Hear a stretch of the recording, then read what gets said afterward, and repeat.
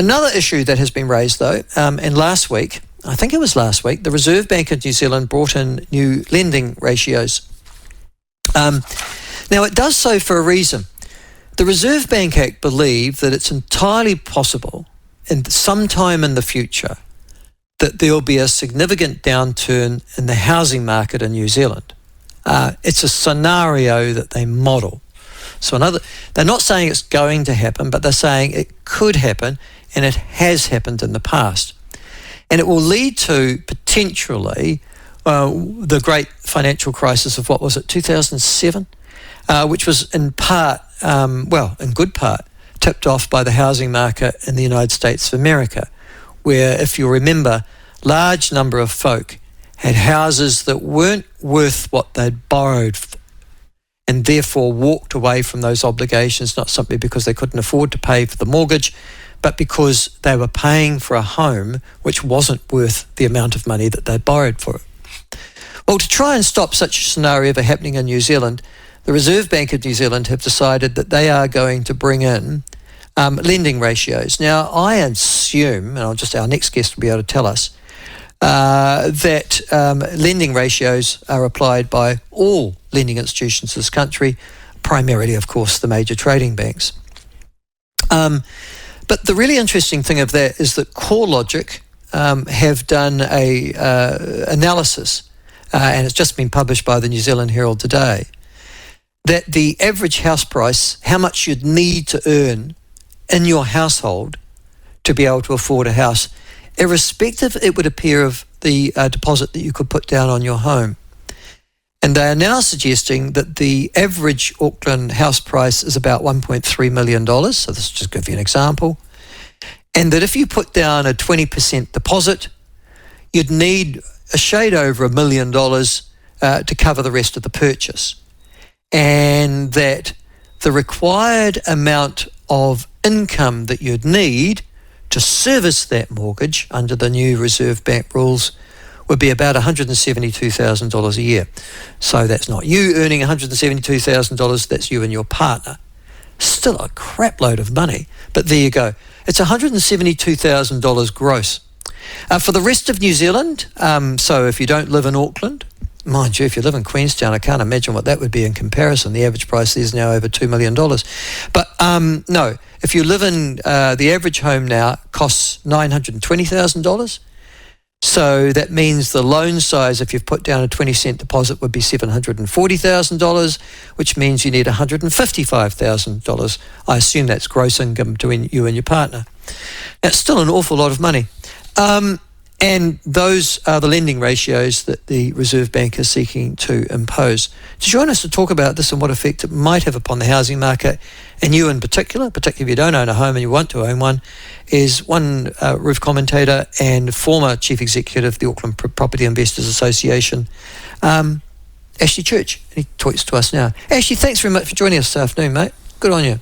Yeah, no problems at all, mate. Just a couple of corrections. No longer one roof, just property commentator. And the DTIs, or the debt-to-income ratio restrictions, haven't yet come in. The Reserve Bank at the moment is calling for consultation on them. I think that closes in mid-April, but certainly with an indication that they'll introduce them later in the year. Okay, thank you for explaining that. All right, so they are going to come in. The suggestion, first of all, Ashley, are they too different from the moment? Yes, they are. In fact, I mean, it's sort of common for hyperbole on both sides of a debate on something like this. But I try and sort of be a little bit careful about the way I describe things because I don't want to get into that camp. But I feel confident in saying with these are the single biggest attack on first-home buyers that's ever been introduced into this country. They are pernicious. Okay, that's a big statement. Say it again, Ashley. It's a real big statement. They are the single biggest attack on first-home buyers, bigger than the LVR restrictions that will ever have been imposed on first-home buyers in this country. And let me explain. Can I give you a bit of a background first, Michael, to understand why I say that? So these are being administered by the Reserve Bank. The Reserve Bank is controlled by, as you'll know, you were around at the time, controlled by something called the Reserve Bank Act that was introduced in 1989. And that was introduced in the dying breaths of the fourth Labor government under David Longy, and they were part of a whole range of reforms that came about as a result of something called Rogernomics. which was the various policies that were introduced under Roger Douglas. You know all this, but your listeners may or may not. Now, people will have various different views on whether Rogernomics was a good thing. I'm very much in the camp that says, right, to the extent that this country has prospered economically over the last 30-odd years, 40-odd years, it is primarily as a result of the reforms that were introduced at that time. So that's the camp I'm in, and I'll make that very clear. These restrictions were part of that free market philosophy. Sorry, the Reserve Bank was part of that free market philosophy, and the guiding principles that undergirded the Reserve Bank at the time were that it would operate within a free market environment, with the only caveat to that being that the Reserve Bank's role was to keep inflation under control. So if I can put that another way, it meant that the Reserve Bank should only interfere in the market to the extent that they were required to do so to keep inflation under, at that stage, I think it was 0 to 2%. It's now 1 to 3%.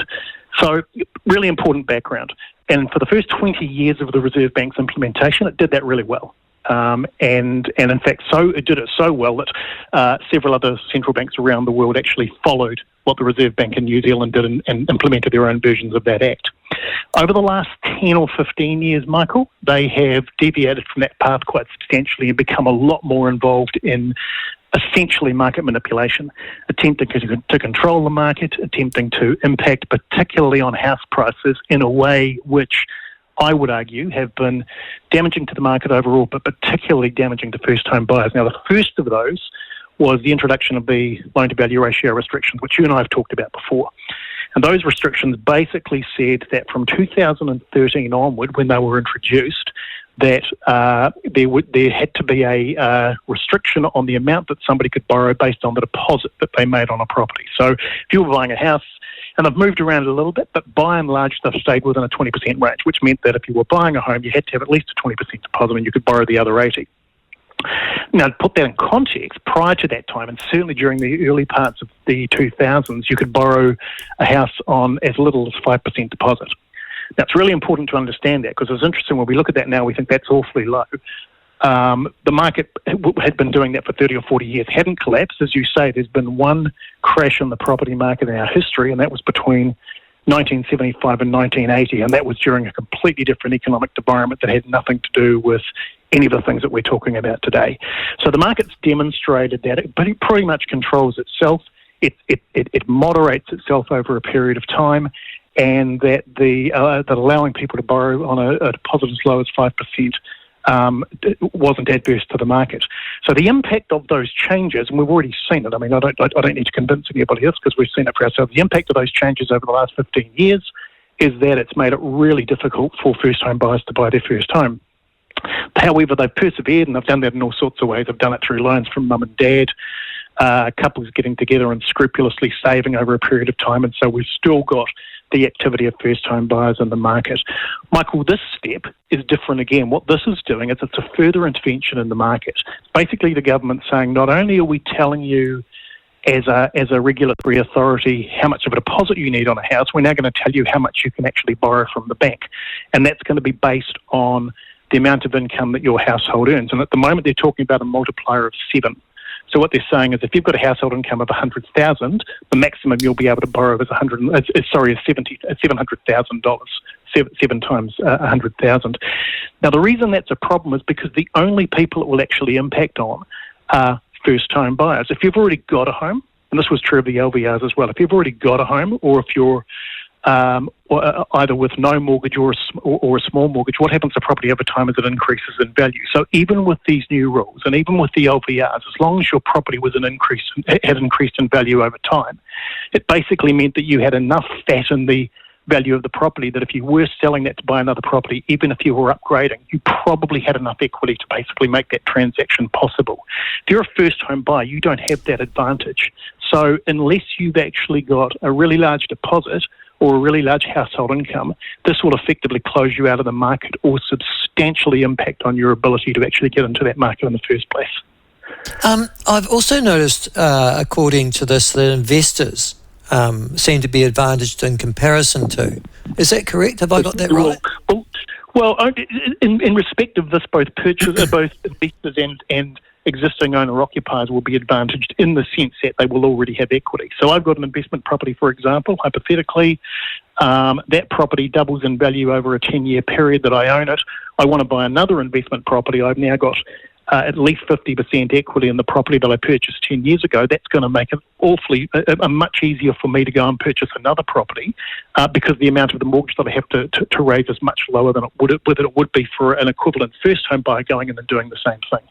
So the fact that people are already in the market is a built-in advantage to them. There's no real distinction between investors or owner-occupiers. It's basically anybody that already owns a property has already got a built-in advantage.